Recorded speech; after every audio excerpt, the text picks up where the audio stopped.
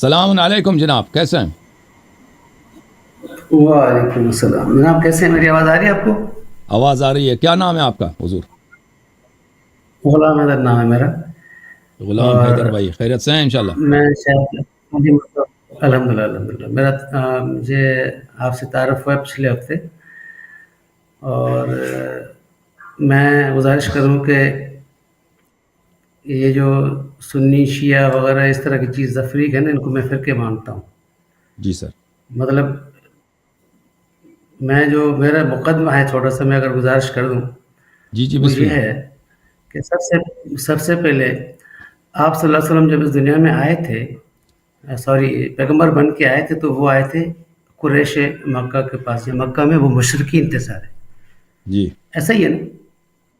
اچھا، قریش میں آئے تھے۔ مشرکین مکہ جتنے بھی تھے تو وہ مطلب کعبۃ اللہ میں وہ ان کے پاس کیا بت رکھے ہوئے تھے، ہوں، اور بت بھی کوئی ان کے کوئی مطلب کو غیر اللہ ٹائپ نہیں تھے، وہ نبیوں کے بت تھے۔ ابراہیم السلام ہو گئے ان کے بیٹے، ہو گئے نوح السلام ہو گئے ان کے بیٹے، ہو گئے یہ بت رکھے ہوئے تھے۔ تو آپ صلی اللہ علیہ وسلم اس لیے آئے کہ وہ اس کو اس سے مشرکانہ حرکتوں سے پاک کریں، ہوں، ٹھیک ہے جی۔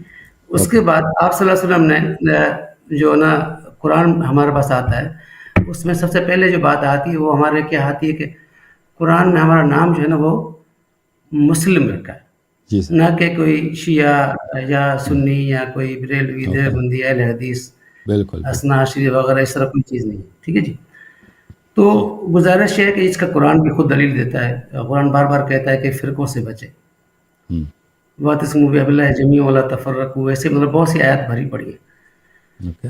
تو ایک تو سوال میرا یہ ہے کہ جب فرقوں سے منع کیا قرآن پاک نے، بار بار اس فرقوں کو عذاب تک کہا ہے، تو ہم پھر فرقوں کو کیوں سپورٹ کر رہے ہیں؟ اچھا، جہاں تک آل رسول کی بات ہے، میں تھوڑی اس میں گزارش کر دوں۔ آل رسول کا ہم نے دفاع کیا، ایون حتیٰ کہ تکفیر لگانے کے لیے شیعہ کا بھی دفاع کیا، کہ شیعہ کو جو عام لوگ کہتے ہیں جی کافر ہے، تو ہم نے دفاع کیا، حالانکہ ہوں، شیعہ کی تک کتب نہیں پڑھی ہم نے۔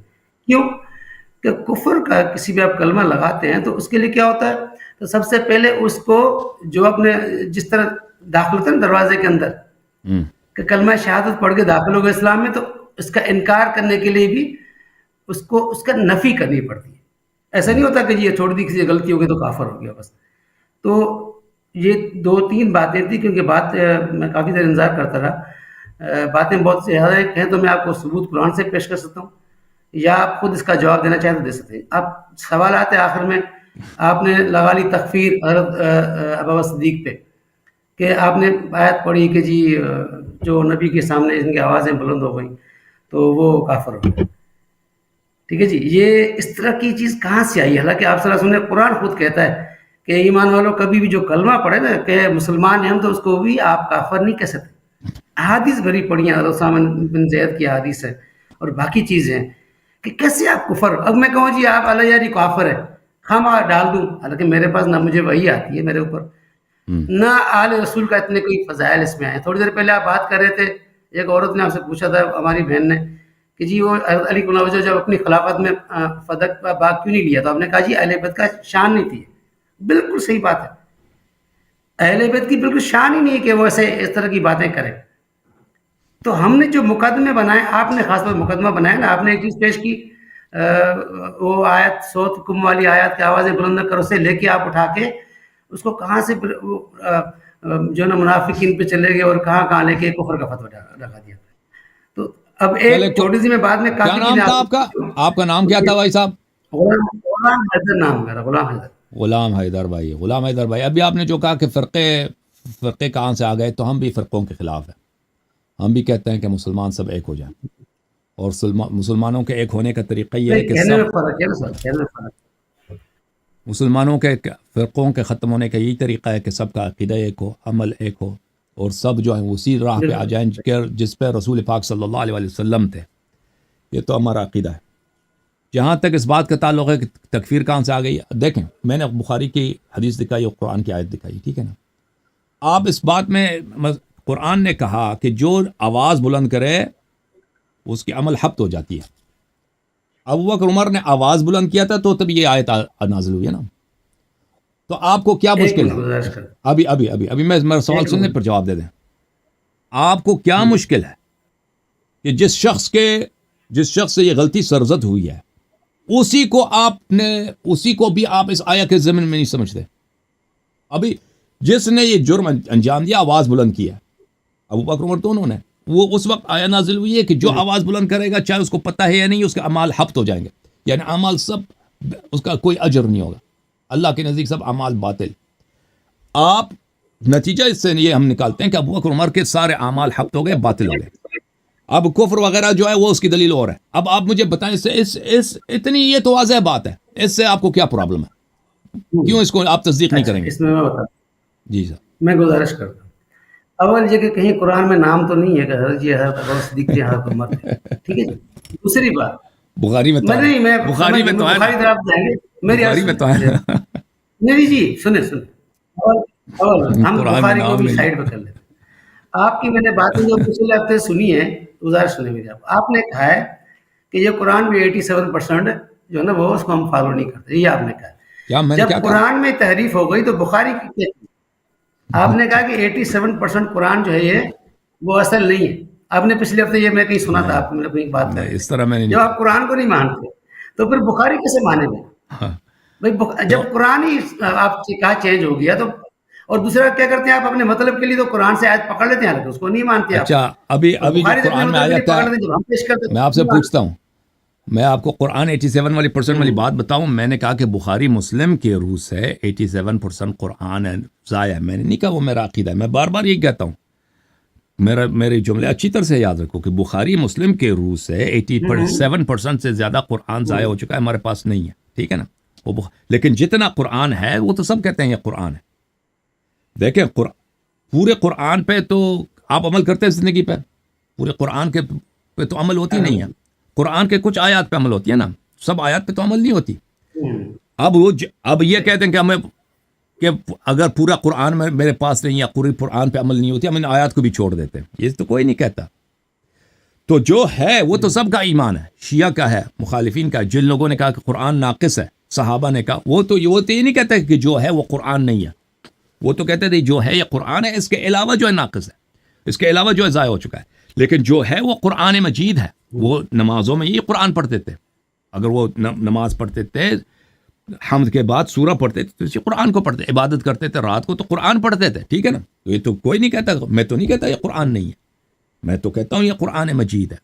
میں جو 87% بات ہے وہ میری بات جو ہے کامل نقل کرو کہ بخاری مسلم کے روح سے 87% زیادہ قرآن ناقص ہے.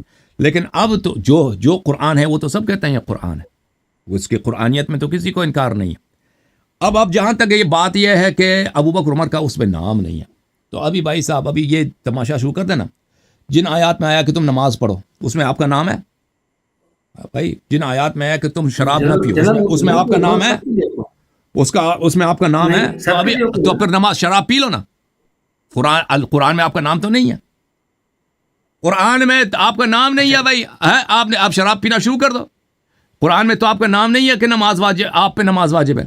وہ آپ کا شراب پینا شروع کر. قرآن میں یہ ہے میرے عزیز, قرآن میں یہ ہے کہ جو بھی شخص ہو آواز بلند کرے نبی صلی اللہ علیہ وسلم پر, اس کے اعمال حبط ہیں. ثابت کر دیا ہم نے کہ ابو بکر عمر نے آواز بلند کی ہے. ابو بکر عمر نے آواز بلند کی ہے, بخاری سے ثابت کیا. بخاری کو نہیں مانتے جی, آپ نہیں مانتے. آپ تو بخاری کو آپ تو مانتے ہیں نا, بخاری کو اس روایت کو مانتے ہیں, اس روایت کو مانتے ہیں. ہم نہیں کہتے کہ پوری روایت کو نہیں, ہم کبھی کوئی یہ شیعہ نہیں کہتا کہ بخاری پورا کا پورا جھوٹ ہے. کوئی شیعہ نہیں کہتا یہ بخاری ہے بھائی, اس میں اچھی باتیں بھی ہیں, صحیح باتیں, غلط باتیں بھی ہیں. کوئی شیعہ نہیں کہتا کہ بھائی بخاری سب کا سب جھوٹ ہے, یہ کوئی شیعہ نہیں کہتا. ہم بخاری کو پورے کے بخاری کو صحیح نہیں مانتے. اس طرح کا مطلب یہ نہیں کہ بخاری میں کوئی صحیح بات نہیں ہے, لیکن بخاری کو تو آپ صحیح مانتے ہو نا. اس مسئلے پر, اس حدیث پر دونوں کا اتفاق ہے کہ یہ روایت صحیح ہے. میں گزارش کروں یہاں پہ بخاری کے لیے بھی نا جو ہوتا ہے نا یہ وہابی حضرات, وہ کہتے ہیں یہ جو حدیث کافی شیعوں کی طرف سے, مطلب جو آل رسول کے لیے فضائل کے لیے حدیث نہیں ہے نا, وہ کہتے ہیں شیعہ کی طرف سے. ٹھیک ہے جی, سنیں ذرا. شیعہ کہتے ہیں یہ جو ابھی جو ہے نا بخاری شیعہ والی حدیث ہیں یہ جو بنو امیہ کی طرف ہے. ٹھیک ہے جی, انہوں نے مطلب وہ راوی تھے, مطلب بخاری تو نہیں تھا, راوی وہ تھے. اب راوی جو ہے شیعہ مانے کہ جی شیعہ نہیں مانتے اور دوسرے ناس بھی نہیں مانتے, تو اب کس کی بات مانیں گے بتائیں. یا تو سب کو مانیں یا تو ایک سب کو چھوڑ دیں، یا یہ اپنے مطلب کی لے لیں، شیعہ اپنی مطلب کی لے لیں، ناس بھی اپنی مطلب کی لے لیں، رافضی اپنی مطلب کی لے لیں، تو کیا بات کریں گے آپ؟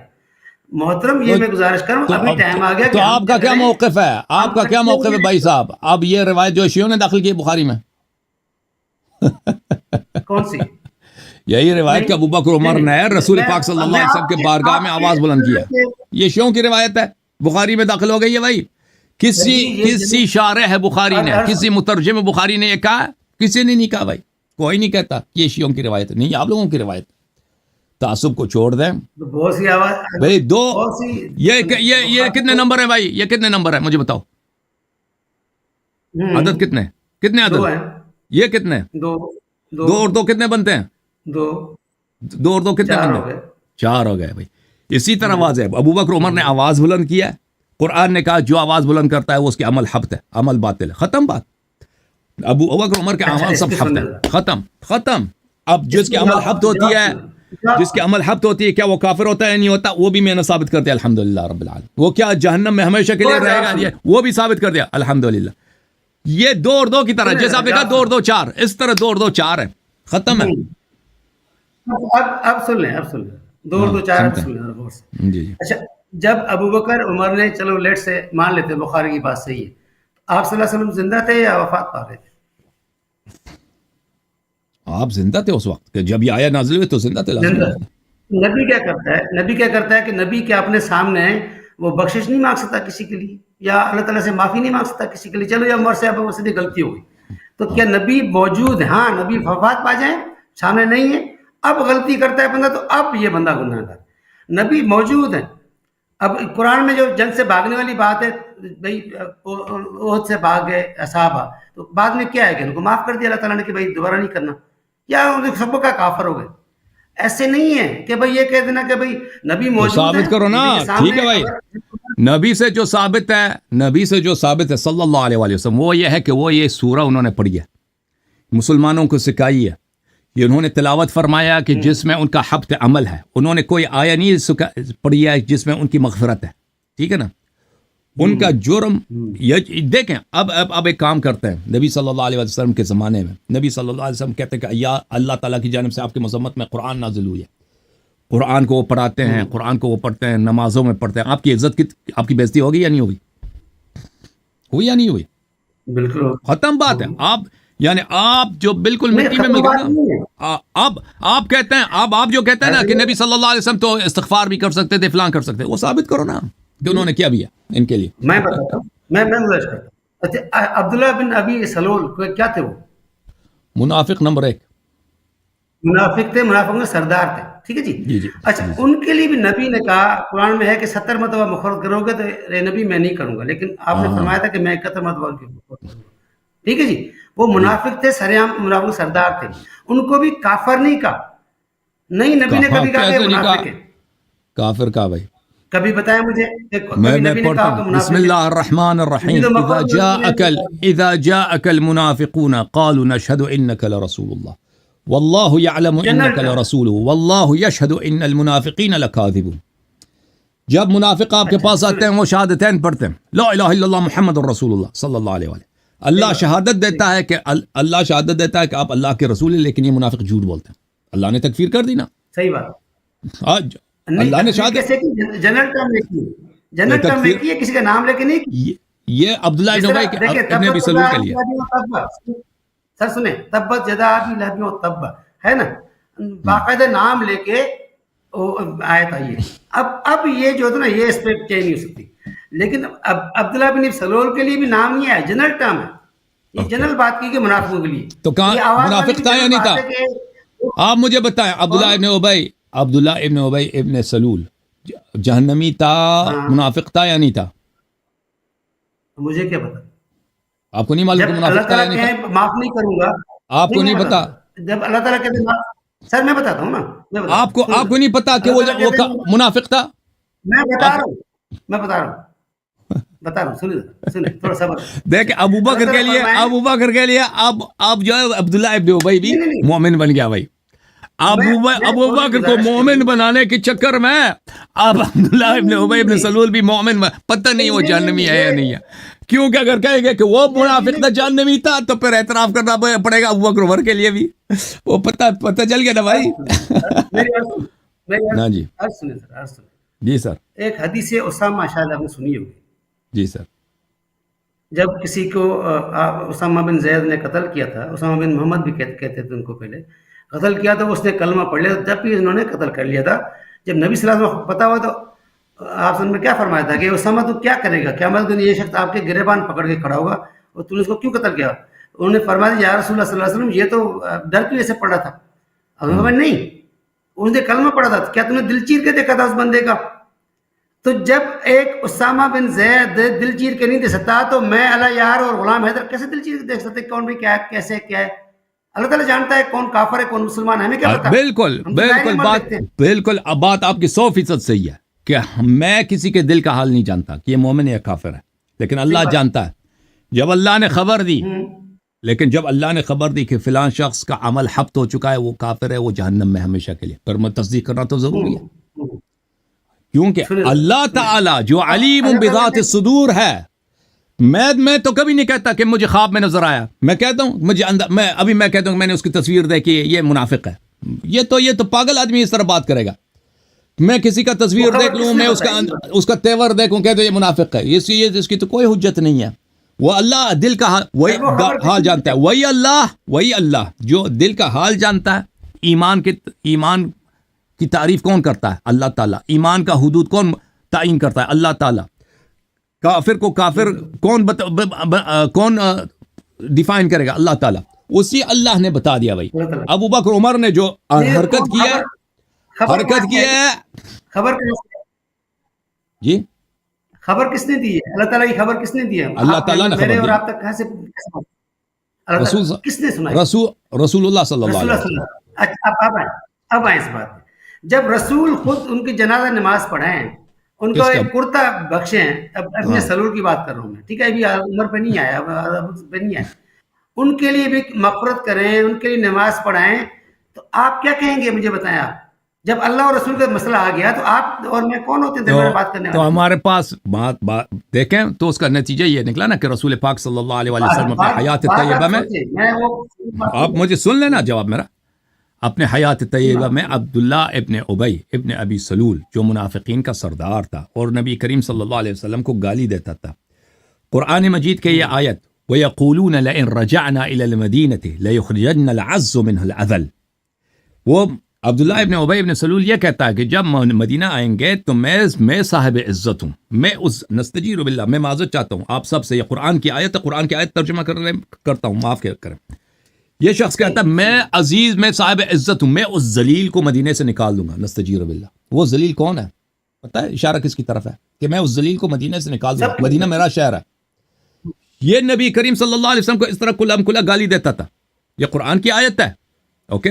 نبی کریم صلی اللہ علیہ وسلم اسی شخص کو اسلام کا پروٹوکول دیتے ہیں، اس کے لیے نماز جنازہ وغیرہ پڑھا۔ اس کی وجہ بھی یہی ہے کہ وہ قبیلے کا سردار تھا، اگر اس کی توہین ہوتی تو قبیلے والے کبھی مسلمان نہ ہوتے، جیسے ابھی بہت سارے مسلمان ہیں نا، وہ ایک چیز پہ ضد کرتے ہیں۔ سر کیوں نہیں ابو لہب کی نہیں ہوئی؟ اب پلیز سن لیں، ابو لہب کی ہوئی ہے۔ عبداللہ ابن ابی ابن سلول کے جب رسول پاک صلی اللہ علیہ وسلم نے نماز پڑھایا ہے، کیونکہ وہ منافقین کا سردار تھا، جب اس کو پروٹوکول دیا، عزت دیا، اس لیے نہیں کہ وہ مسلمان تھا، اس لیے تاکہ دوسروں کی ہدایت ہو جائے، تو اس کے بعد اس کے قبیلے کے افراد نے 100 سے زیادہ لوگ مسلمان ہوئے تھے، جب انہوں نے دیکھا کہ ہمیں تو پتہ تھا کہ ہمارے قبیلے کا سردار کتنا مخالف تھا نبی کریم صلی اللہ علیہ وسلم کا، اور یہ نبی کریم صلی اللہ علیہ وسلم اب اس کے وفات پر آئے ہیں، ان کے نماز جنازہ پڑھایا، اپنا کرتا جو ہے انہوں نے اس کے کفن بنایا ہے۔ اس سے دو باتیں ثابت ہوتی ہیں کہ ایک نبی کریم صلی اللہ علیہ وسلم، ایک تو اس سے عبداللہ ابن ابی جنتی نہیں بنتا، پہلی بات وہ جہنمی ہے، دوسری بات یہ ہے کہ رسول پاک صلی اللہ علیہ وسلم اپنے حیات میں منافقین سے مسلمانوں کا برتاؤ کرتے تھے۔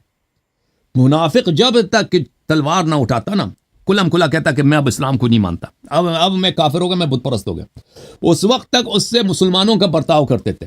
منافق چاہے جو بھی شخص ہو، اس سے مسلمانوں جیسے برتاؤ کرتے تھے، لیکن اس کے جہنمی منافق کے جہنمی ہونے میں، اس کے کافر ہونے میں کوئی شک نہیں ہے۔ تو عبداللہ ابن ابی ابن سلول میں مسلمانوں میں کوئی نہیں کہتا کہ وہ جہنمی نہیں ہے یا وہ کافر نہیں ہے. وہ سب مسلمان کہتے ہیں وہ کافر بھی تھا، جہنمی بھی تھا، لیکن اس کا کفر اس طرح کفر نہیں تھا کہ علن وہ بتوں کو جا کے سجدہ کرے. نہیں، اس کا کفر نفاق کا کفر ہے کہ ظاہر میں اسلام، دل میں کفر ہی کفر. نہ اللہ پہ ایمان ہے، نہ رسول صلی اللہ علیہ وسلم پہ ایمان ہے. ٹھیک ہے نا.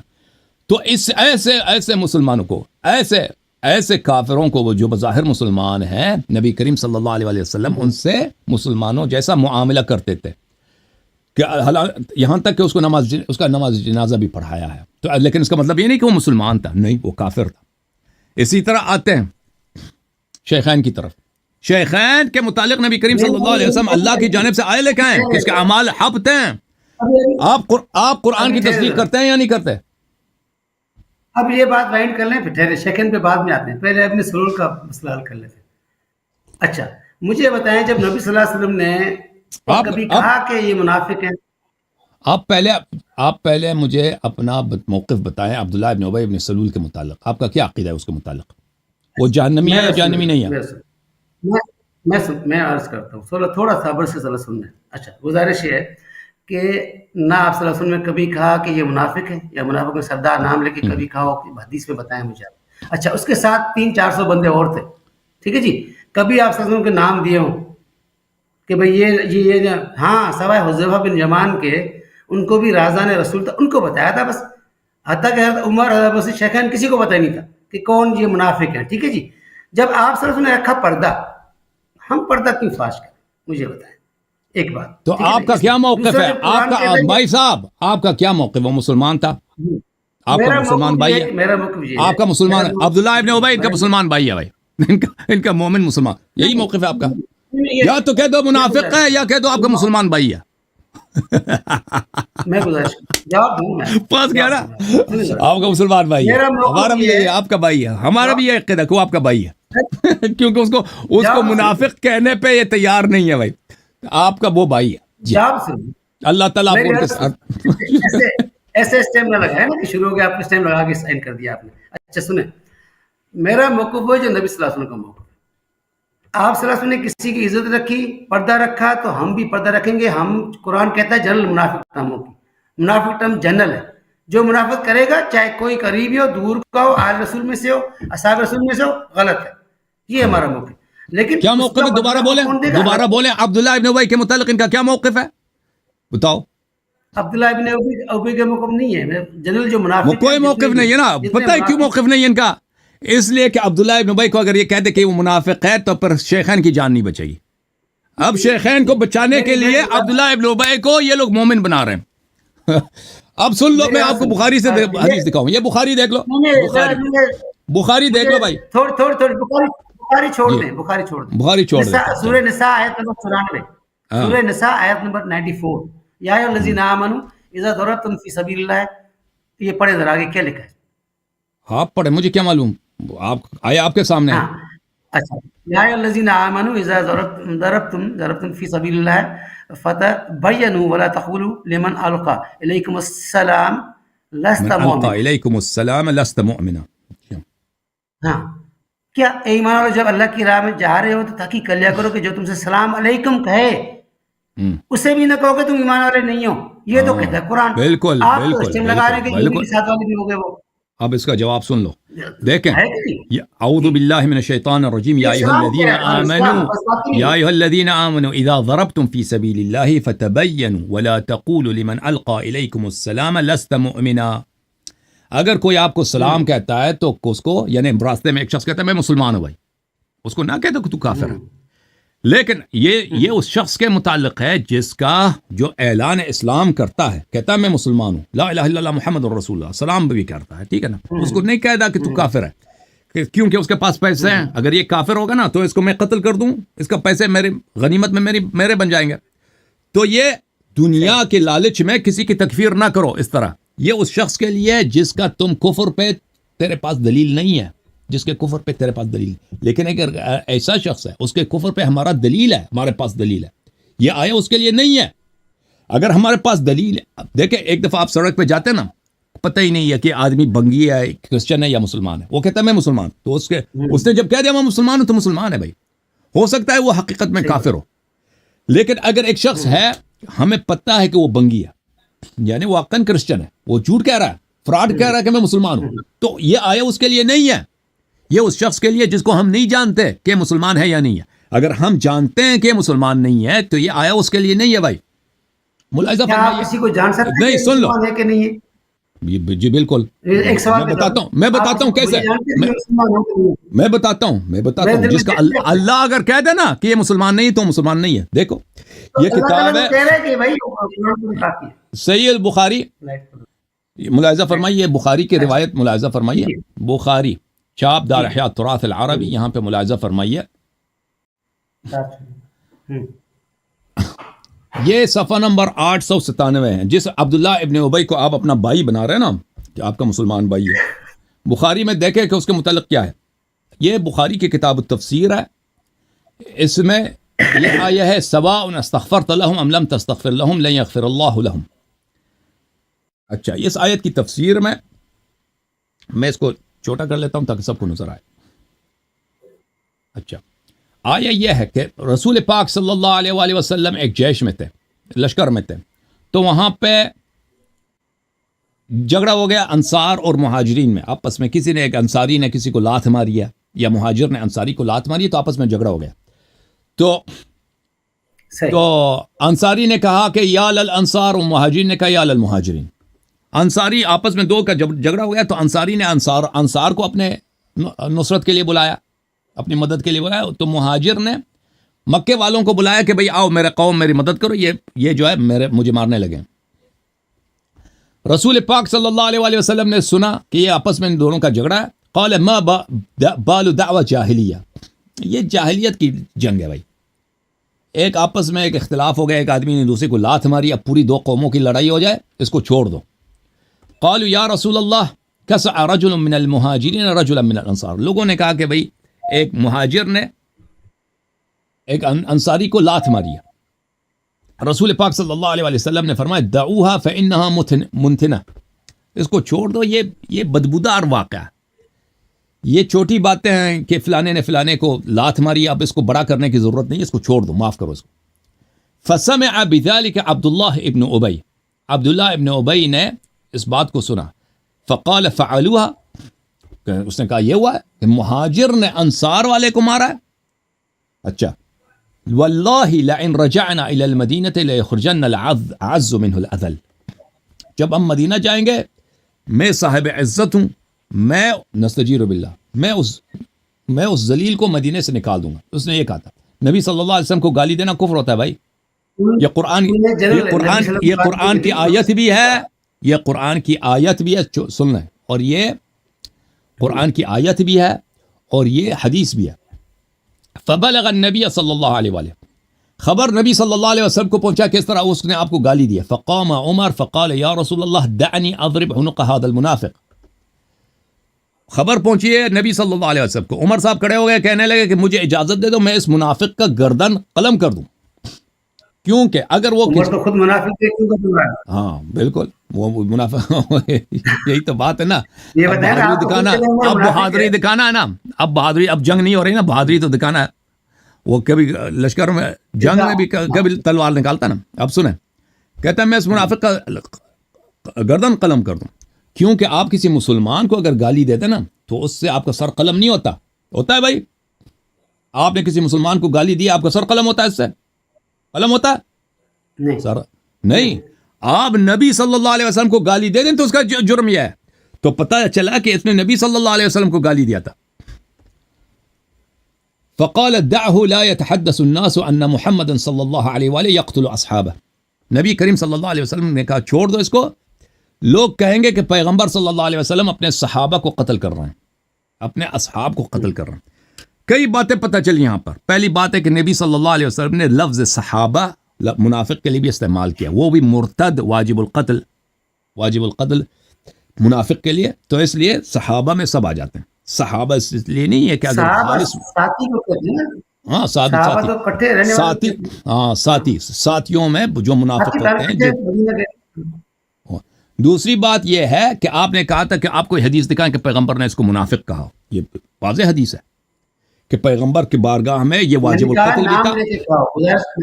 نام لے کے بھائی عبداللہ ابن ابی سلول، عبداللہ ابن ابی ابن سلول کی بات ہو رہی ہے، کسی اور کی بات. یہ نام ہے بھائی عبداللہ، فسمع بذلك عبداللہ ابن ابی، عبداللہ ابن ابی، عبداللہ ابن ابی. ہاں باقی اس کے ساتھی کو چھوڑ دو بھائی.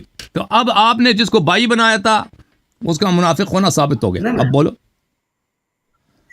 گزارش یہ ہے کہ میں نے نہیں کہا کہ عبداللہ بن ابی سلول سب کو. اچھا مجھے ایک بات بتاؤ، مجھے ایک بات بتاؤ. دیکھو میرے بھائی، آپ کا کیا نام تھا؟ میں بھول گیا. پھر علی بھائی کیا نام ہے؟ غلام حیدر. غلام حیدر بھائی. غلام حیدر صاحب مجھے اس بات کا جواب دینا. قرآن فرما رہا ہے کہ جو آواز اٹھائے نبی صلی اللہ علیہ وسلم کی بارگاہ میں اس کے اعمال حبط ہو جاتے ہیں، چاہے اس کو پتہ بھی نہ ہو، حبط ہو جاتے ہیں. ابو بکر عمر نے اپنی آواز اٹھائی، آپ کی صحیح ترین کتاب میں ہے، تو اس کے اعمال کیوں حبط نہ ہو؟ ہاں حبط نہ ہو. مجھے بتاؤ اس کا، مجھے سمجھا دو. ہاں ہاں، یا تو قرآن جھوٹ ہے، یا اس آیت کا مفہوم کچھ اور ہے، یا ابو بکر عمر نے آواز نہیں اٹھائی ہے. اگر ابو بکر عمر نے آواز اٹھائی ہے اور یہ آیت کو بھی آپ مانتے ہیں، تو پھر آپ کو کوئی طریقہ ہی نہیں ہے کہ آپ تسلیم کریں کہ ان کے سارے اعمال، جتنے نمازیں پڑھی ہیں، جتنے زکوٰۃ دیے، جہاد کیے، سب کچھ، ہجرت، سب کے سب بے اجر باطل ہو گئیں. بتاؤ، سمجھاؤ مجھے. اچھا میری جواب سن لیں ذرا، جواب سن ذرا تھوڑا صبر سے.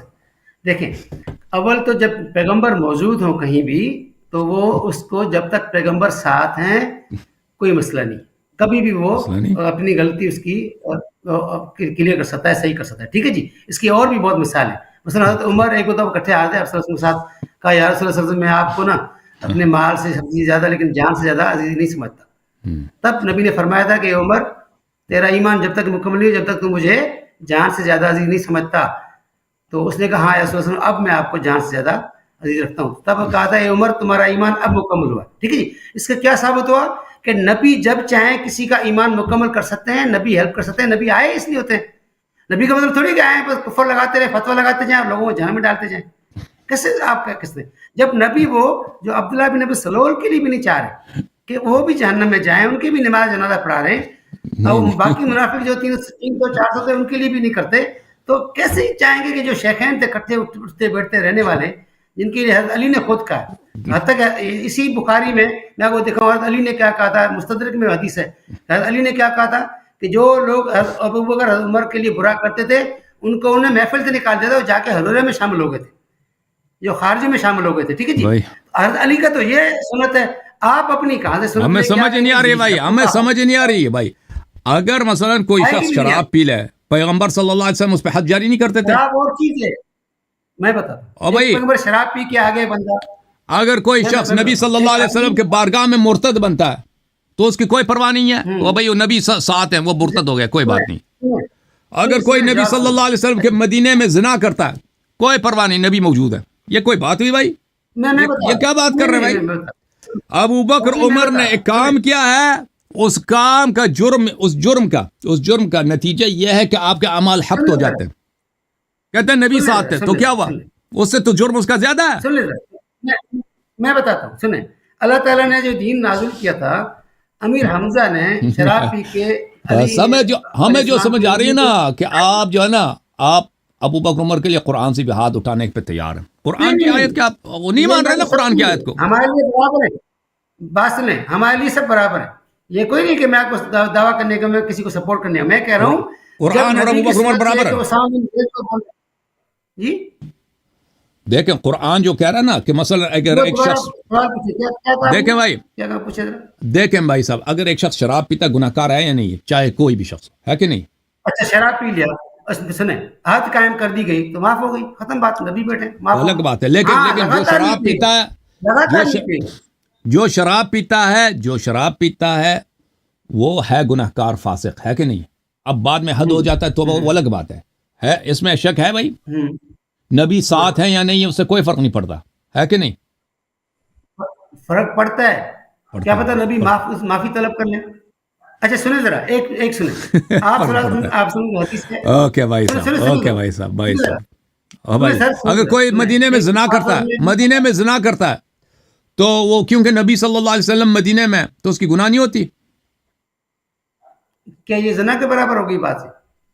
نہیں، میں ویسے سوال کر رہا ہوں. فرسٹ ٹائم ہوتی ہے، پہلی مرتبہ سنیں سر سنیں، ایک مرتبہ پہلی مرتبہ کوئی غلطی کرتا ہے بندہ، روز غلطی نہیں کرتے تھے وہ لوگ، پہلی مرتبہ کوئی زنا کرتا ہے تو جب تک آیت نہیں آتی، حد نہیں قائم ہوتی، جب تک وہ نہیں ہوتی چیز، ابھی یہ ان سے آواز آپ مجھے بتائیں نبی صلی اللہ علیہ وسلم کے آخری ایام ہے، ٹھیک ہے نا، ان کو پتہ نہیں تھا کہ نبی کی عزت کرنی ہوتی ہے؟ کہتے پتہ نہیں تھا، کبھی نہیں، کبھی جذبات میں آواز اٹھ جاتی ہے، کبھی حجت میں اٹھ ان جاتی کو ہے، پتہ ہے. اچھا ٹھیک ہے بھائی، ابو بکر عمر کو دیکھیں، اتنے معجزات دیکھے ان لوگوں نے، شق القمر ان لوگوں نے دیکھا ہے، نبی صلی اللہ علیہ وسلم کے دہن مبارک سے انہوں نے قرآن کی آیتیں سنی ہیں، خطبے لیکن پتہ نہیں چلا کہ نبی کی عزت، پتہ نہیں تھا عزت کرنی ہوتی ہے، احترام کا پتہ نہیں تھا، پہلی دفعہ ایک مرتبہ آپ پتہ ہی نہیں تھا. اب آیت نازل ہوئی، اب لیجیے، اب احترام کریں گے. آنکھیں بند. اوکے بھائی، اوکے بھائی. ایک مرتبہ آپ صلی اللہ علیہ وسلم آئے علی کو لوجہ کے گھر میں، آپ نے کہا کہ کیا تم لوگ تہجد نہیں پڑھتے ہو؟